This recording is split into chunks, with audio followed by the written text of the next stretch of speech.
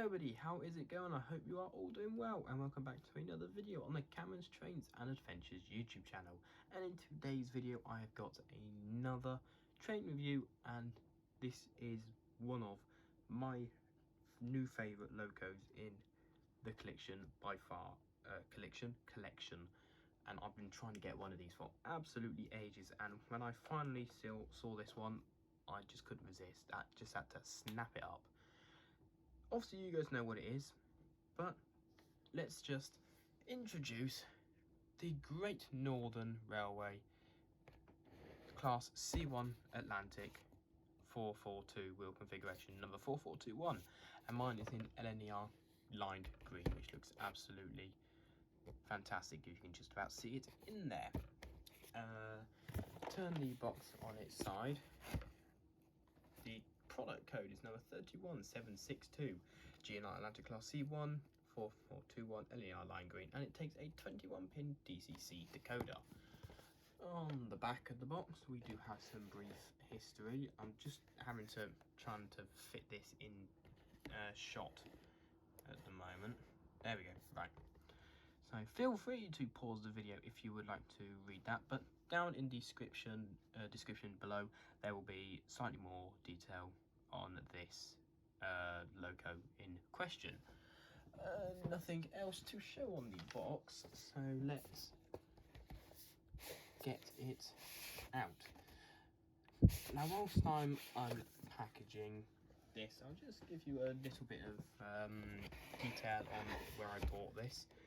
Well, for several years now I've been trying to get, for several years now I've been trying to get a C1 Atlantic, because they are just absolutely gorgeous. They are just such good looking locos, and like my last loco review, I think it was my last loco review, no, incorrect, the loco review before the last one, which was my pannier tank.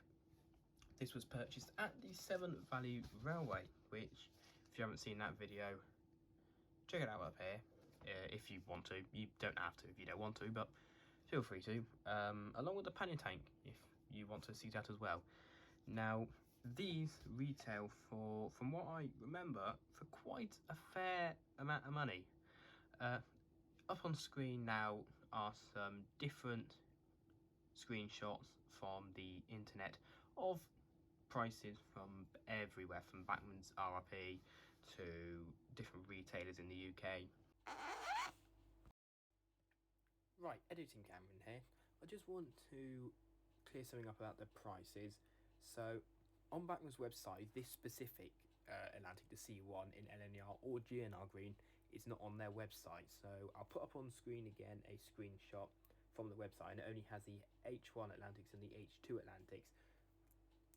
And they're the prices there. Some are sound fitted, for example the one in the middle, which is over £300, which is ridiculous. Bachmann. From Rails of Sheffield, again, none of them are the C1 Atlantic, but there is this screenshot from eBay, but as you can see the C1 Atlantic is quite expensive still. But anyway, let's get back to the video.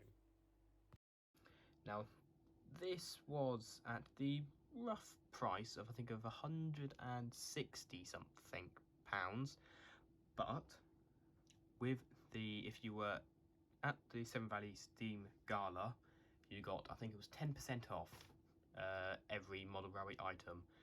So like the pannier tank, that cost me £91 instead of £101, and this cost me £146. And as soon as I heard that, snapping it up. Now I bought this, well, I didn't buy this, my mum bought me this for Christmas. So this is why the video is this late, because I've only just received it.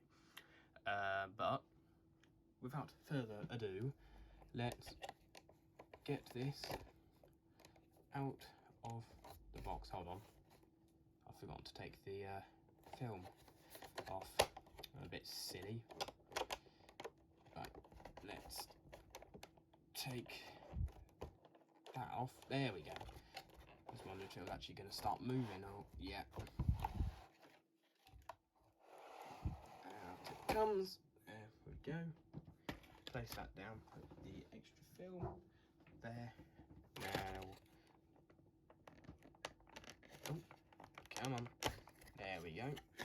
There, oh, first off actually, here is the blanking chip, which, this is obviously already DCC chipped by myself, and I'll just leave the blanking chip in there if ever I decide to take the DCC decoder out, if I was to say maybe sell this, which I highly doubt it. Let's get the detail bag out, and here you can see some various bits of detail. We have some brake rig in, we have this circular object, which I'm guessing is a speaker housing, maybe, that you fit to the model if you would fit a speaker. I think that might be what it is. At closer inspection, there are also some vacuum pipes, and what look sort of like buffers but are not buffers. I'm not quite sure what they are. If I just try and get one on its own and show you this. One of these, this little odd shaped thing there. Looks like a buffer but with a mushroom on top. Not quite sure what that is. And there's some various other bits of detail. I've noticed a shovel in there, 2 shovels with a hook on one of them. And we've also got some hooks to go at the front in the little holes on the so buffer beam detail is what I'm looking for. So that's a very, very nice detail pack. So I'll stick that back on there, blanking chip back in there. Right, and now carefully, one-handedly lift this out. Don't really like lifting out tender locos one-handed.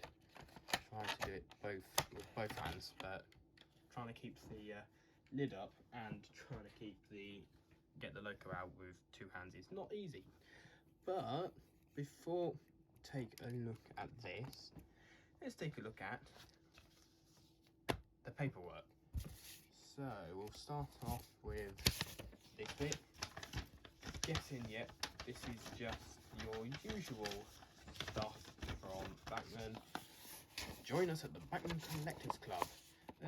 What are the perks? Members also receive quality Bachmann Train Times Club magazine, either wagon 00 or N scale, a calendar at the end of the year, a branch line or Graham Farish catalogue. Interesting. And on the inside we have a warranty service request, product maintenance repair, and product warranty. So important stuff to read if ever you have a problem and need to get it fixed. This is the stuff we want to look at. The exploded, well, the instructions mainly. Where's the actual front? This is the actual front with the exploded diagram. So you can also see it says GNER Class C1 442 locomotive, and you can see here number 6 is the motor, and I cannot see any flywheels whatsoever, which is a shame. I mean, I wasn't expecting. I haven't actually looked at the interior, and from this it looks like the smoke box opens. Is there going to be detail in the smoke box? Might have to check that out. Could be quite interesting. Obviously here you can see the decoder is located in the tender, and yes, that looks like what would be the speaker housing for that was in the detail pack. Looks like I was correct there. So yeah, very nice exploded diagram. No flywheel, probably only their standard 3-pole motor, but I could be wrong. This model should be handled carefully, as it has many finely detailed parts. It's not suitable for persons under 14. Well, I'm 18, so that should be fine. Right. Hello, what have we got here? Right. We have very large diagrams for the separate details by the looks of it. Very large. Don't know how well I'm going to be able to get this, but there's the brake rigging, there's the vacuum pipes, there's those hooks that I mentioned, there's those little what look like buffers but with mushroom tops. Obviously I know they're not buffers, but I wasn't sure what they are, and that appears to show that I don't actually know what they're for. This doesn't help either. It looks like we've got a lamp there as well. So yeah, very nice. and on the back it shows you the locations of these screws. So for at the front of the loco, just here underneath the front bogie, and 2 at the rear, and on the tender it's 2 back here, and it just lifts off quite nicely. So now finally had a look at that. Let's bring the loco forward, being careful to handle this because this is very, very detailed. Right, there we go. Very nice. So let's change the camera position a little bit, and then we can start taking a look at this in some more detail. So I'll be back in a couple of seconds. So I've repositioned the camera so we can get a nice good look at the detail in full, and I'm going to start from the back and from the front even, and work my way backwards. So starting on the smoke box door, we have a separately fitted lamp iron, separately fitted handrail, and a separately fitted smoke box start. Moving down here, we have 3 more lamp irons. However, these are moulded to the running board because if you listen, they seem to be metal, and the running plate or running board is also made of metal. So I'm presuming they are part of the die cast, which I've got no problem about because the die cast running board, great amount of weight. And also the riveting looks very realistic. It's probably because it's a die cast running board and obviously rivets in real life are made of metal, so I think they look very, very realistic. Moving on to the buffer beam, we have the wording, which the LNER lettering, number 4421, which is very nice. But interestingly, this doesn't have sprung buffers. Not quite sure why they haven't given it sprung buffers, but as you can also see here, we have handrails that stretch the length of the boiler on both sides, but I'll get to that in a moment, because the best feature by far of this front section is this. The opening smoke box and the detail inside. Absolutely fantastic to see they've gone to that amount of detail to do the inside of the smoke box. Now, you could have 2 arguments. What is the point of doing this? Because when it's running, you're just going to be seeing that. But you could also have the argument, if it's parked up in the siding, you could have it open as if it's being cleaned out. Maybe the boiler's being cleaned out. And it's nice that they haven't just got the opening smoke box door, but they've got the detail inside. Very nice touch. Very, very nice touch. However, just be careful. I don't know if it's the same on all versions of this, but on my version, certainly, this door is very loose. It's not the strongest of doors. Like, look, you can easily move it up and down, which I'm going to stop doing because I don't want to break it. But yeah, just be careful about that. Now moving round to the side and getting it into a shot, we have some very nice lining. One thing I love about the LNER livery is you can see it all down underneath the cab as well. If I just focus down there, and on the tender as well, you have that beautiful red lining which stretches all along the running board and the steps and to the front here, which is very nice. And I did just notice that the lighting just made this go very, very bright. Sorry if I've just blinded anyone there. But yeah, as I was saying, the lining is very, very nice. You know what? I'm just going to take that away. Might make it easier. Continuing on with more of the detail, the banding on the boiler is absolutely fantastic. I can't see anything wrong with that whatsoever. Let's just bring it closer and focus in on the banding. I really can't see any issues with that. Such high quality, that absolutely fantastic. And continue with the lining on the splashers as well, along with the builder's plate, which, let's see if I can get a focus on this. Focus, and then let's try and zoom in. Come on. Wrong way. There we go. So that's as far as it will zoom in. Great Northern Railway, makers 1907 Doncaster is what that says. It also says something above the makers, but can't read that at the moment. But that's very nice bit of detail there as well. Moving along here, the running board, the separately fitted handrail continues all along the side of the boiler to here. the cab 4421, very nice. Up here, the two safety valves are made of metal, and I'm pretty sure the missing whistle is made of metal. Now, the reason the missile is whistling, the missile is whistling, the whistle is missing, the reason it's not there is basically when I took this out, I did my normal routine of turn it upside down, put it into my servicing cradle, take the body off, check the mechanism, see if there's enough lubrication, see if they've over lubricated it, because I have had cases where that's happened before. And I put the body, well, I took the chassis out. Hold on, let me try and explain this. I unscrewed the body, took the chassis out, the body stayed in the cradle until the end. Then when I lifted it back out to put it back on, I noticed the whistle wasn't there, and the whistle was in the bottom of the servicing cradle. So I'm guessing there just wasn't enough glue holding it in, but I do know where that is, and I do intend to glue it back in.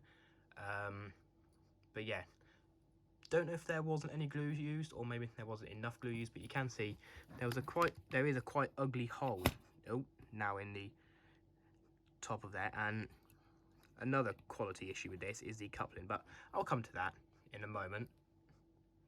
So continuing on, let's move on to the cab. And you can see this is such a detailed cab. Look at this. Look at the gauges here.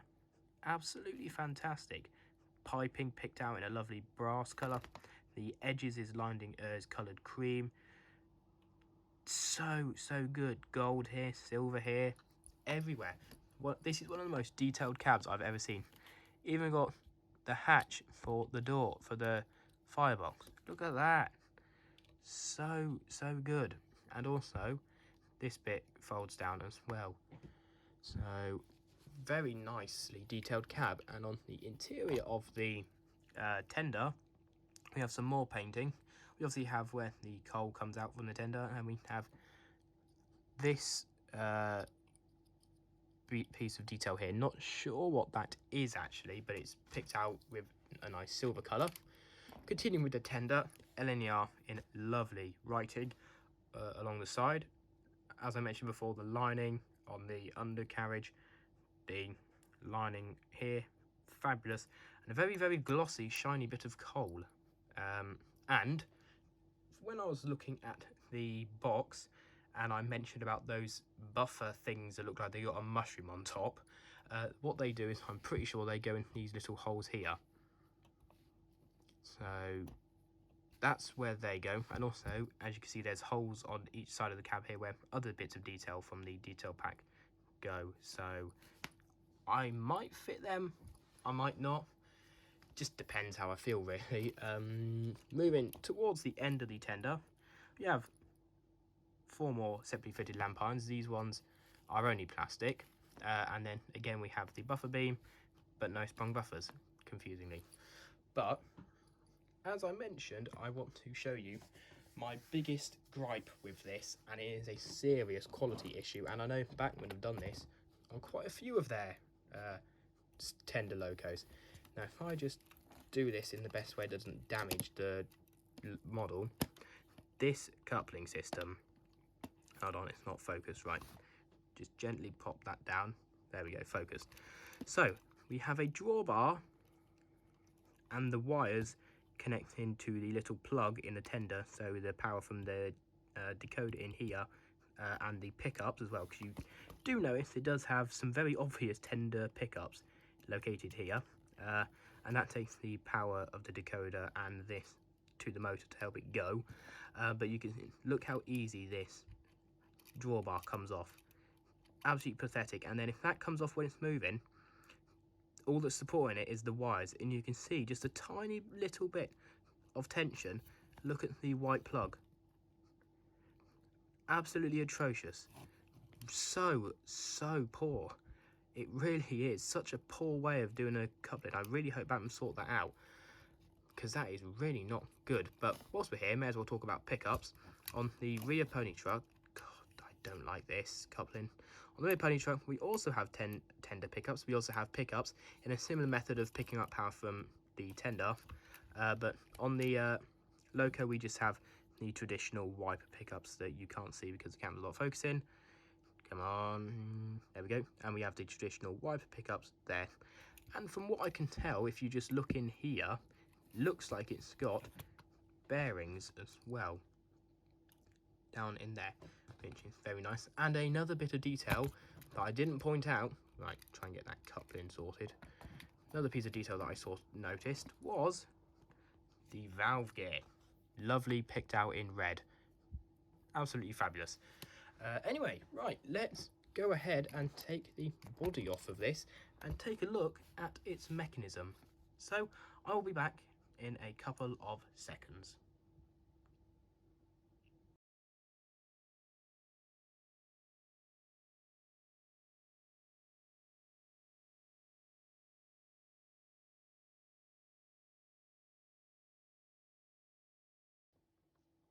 So here we are with the body off. I just had to cut that time lapse short because this was been a real pain to get off when I was filming. As soon as I stopped filming, oh, it comes off straight away, but when I was filming, it did not want to come off. Quick thing, you can just get a nice view of the valve gear in there, but the main story is the motor, and it's Bachmann's typical 3-pole motor they use in their steam engines, which quite disappointing. But oh well. To take the body off, there are 3 screws. 2 screws that go into this area, which are down here right at the end, and 1 at the front here. But to access it, you have to take the front pony truck off. So it's relatively simple as long as you take the correct screws out. Just have a look. This gives us a bit of a chance to look and see what I think are bearings. Looks like they've got bearings from here, which is a very, very nice touch. So bearings, good amount of pickups. So 4 wheels on tender pickup, that's 2 to each rail, 3 to each rail, 5 to each rail out of 1, 2, 3, 4, 5, 6, 7, 8. So out of 8 wheels, 5, hold on, 1, 2, 3, 4, yeah, 5.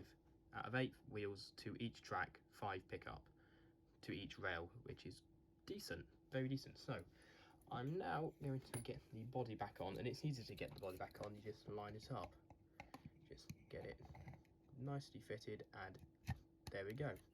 In this little gap is where the that fits, like so. That's nearly on, but I'll just get this back on, and then I'll be back downstairs onto the railway to run her with some coaches. So I'll see you in a bit. So here we are down at the railway, and I've positioned the C1 Atlantic just on the end of the curve so we can start the performance test. Now, if you haven't watched any of my videos before, the performance test is just a few small tests. First off, slow speed. How smooth it is at slow speed. When I'm doing the slow speed, I'm going over the points to see if it will cut out or if it will derail. I then put it to a slightly faster speed to see how smooth that is, and then I send it over the points to test out the agility as well. So let's start turning the controller slightly up, get her moving. Oh, there we go. No. Right, there we go. So that is as slow as it will go for me anyway. I'm using the Hornby Select controller, which isn't the most advanced controller in the world, so you might be able to get it to go slower depending on your controller, but this is as slow as I can get it to go. And you can see that it is not smooth at all. It's very jerky. And I put that down to the lack of flywheel and a 3-pole motor. Because all my steam engines by Bachmann that have 3-pole motors do this. Now, I have noticed from watching YouTube videos that Bachmann are putting a lot of cordless motors in their new models, and these seem to be performing much better, which I'm glad they're starting to take a step in the right direction. But these 3-pole motors, they're just not up to the task. And when you compare the steam engines to the diesels, they put 5-pole motors and dual flywheels. Well, I'm pretty sure 5-pole motors in them, but definitely dual flywheels, and you can see the difference between the performance. Now, do Bachmann just not like steam engines?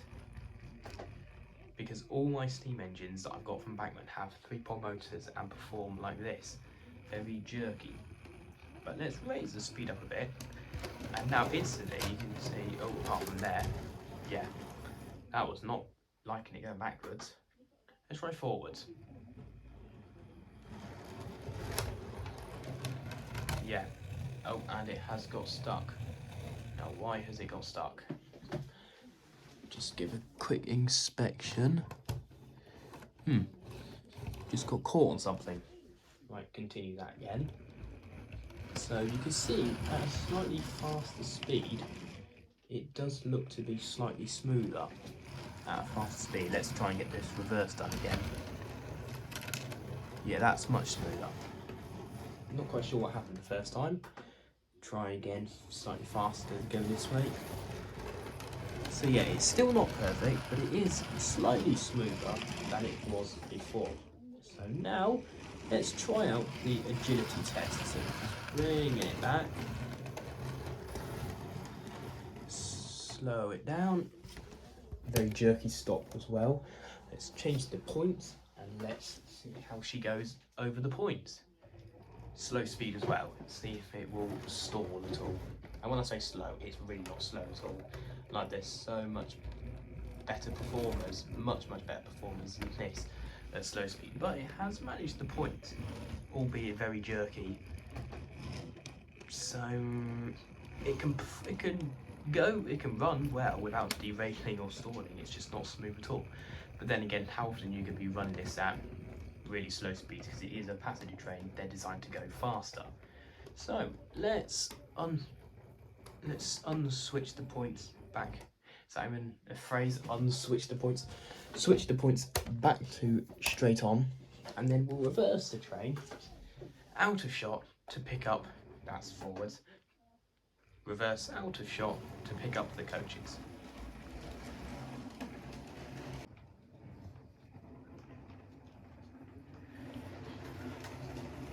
And of course, seeing as this is in LNER livery, there's only one set of coaches that could be pulled by this loco, and it is of course the beautiful LNER Teaks. Now these are the railroad versions, but they perform absolutely fantastically. Let's get up to a better speed. Yes, they perform absolutely fantastic, and they complement this loco so well.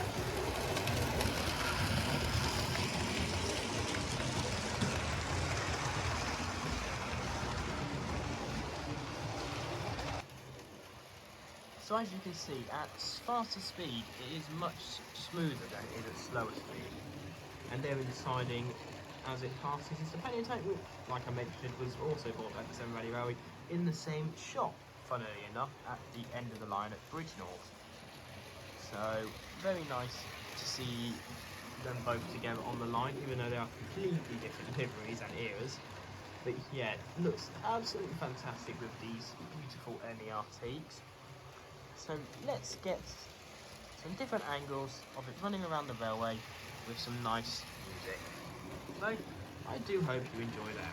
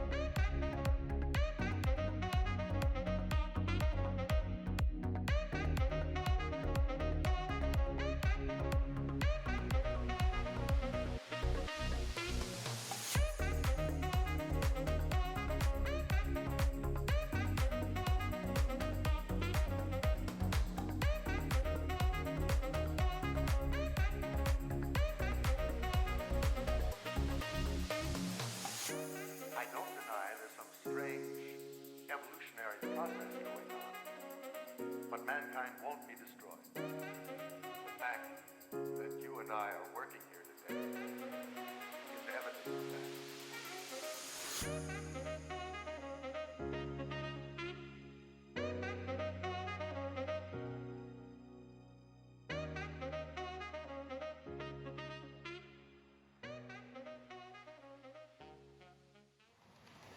So I do hope you enjoyed those various alternative angles with some music.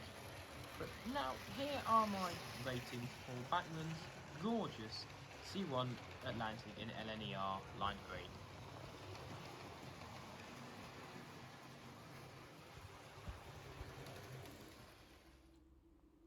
So my ratings for this are a bit mixed, but we'll start on the good note. Detail 5 stars. Fabulous cab. Die-cast running board. Loads of separately fitted parts. Interior of the smoke box with the pipes. Depiction of the valve gear. You can't fault anything about the detail on this, I personally think anyway. However, you can fault the mechanism. Now with my ratings, if there's something wrong, I take a star off. And the reason I've taken 2 stars off, because it had no flywheel and it had a 3-pole motor. They're the 2 stars that were knocked off for that reason. Performance, 3 stars.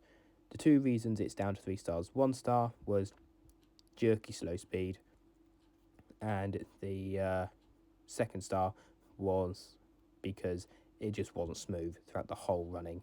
Never has been smooth, to be honest.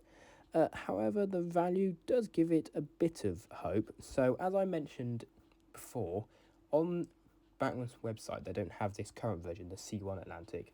They do have their H1 and their newer H2 Atlantics, with the H2 Atlantics going for £200 RRP, as well as £220 RRP, or if you want it in with sound, £310. Bachmann sort your prices out. But then again, with the recent prices of Hornby's new range, is this so bad for the £199.95 for the DCC ready version? Maybe not. Going to Rails of Sheffield, cheapest they've got is £159.50, which is 20% off the £200, and then £175.95, which is 20% off the 220. So just a bit of explain. The £200 ones are the slightly older H1 Atlantics, which came out slightly before the C1, I think, and the 220 is for the newer H2 Atlantic, if I think I've got that right. And looking on their website, yeah, you've got the £200 one is 20% off 160, the 220 20% off 175, and the sound versions are 250. So the prices, especially the 159.50, is very good, and I thought my price that I got it for 148 was very good. But going on to eBay, the only 3 that are available I showed, and the cheapest one is 225 with £10 postage. So if you want one of these, I think don't go to eBay. Try and go to a retailer. They don't currently have any of these specific livery. They do have some. Maybe just hold out. Maybe see if your local model shop or heritage railway like I got mine from has got one. But total score of 15 out of 20. So let's get on back and conclude this video.